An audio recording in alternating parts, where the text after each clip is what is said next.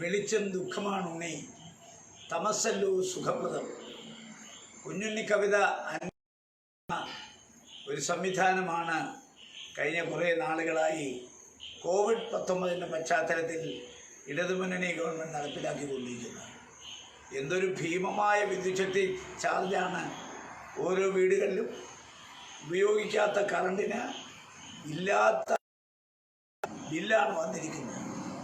ഇതൊരു ഇരുട്ടടിയാണ്.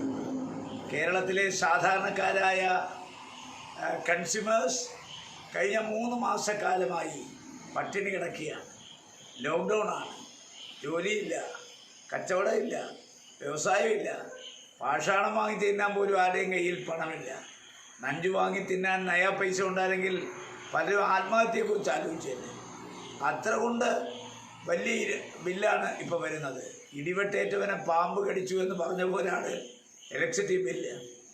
UDF കേരളത്തിൽ ആകമാനം 9 മണി തൊട്ട് 3 മിനിറ്റ് നേരം എല്ലാ ലൈറ്റുകളും ഓഫ് ചെയ്ത് കേരള ഗവൺമെൻറ് ഈ ഇലക്ട്രിസിറ്റി ബില്ലിനെതിരെ ശക്തമായ പ്രതിഷേധം രേഖപ്പെടുത്തുവാൻ തീരുമാനമെടുത്തു.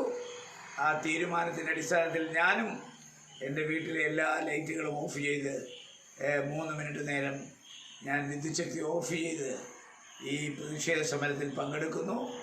വെളിച്ചം ദുഃഖമാണുണ്ണി, തമസ്സല്ലു സുഖപ്രദം.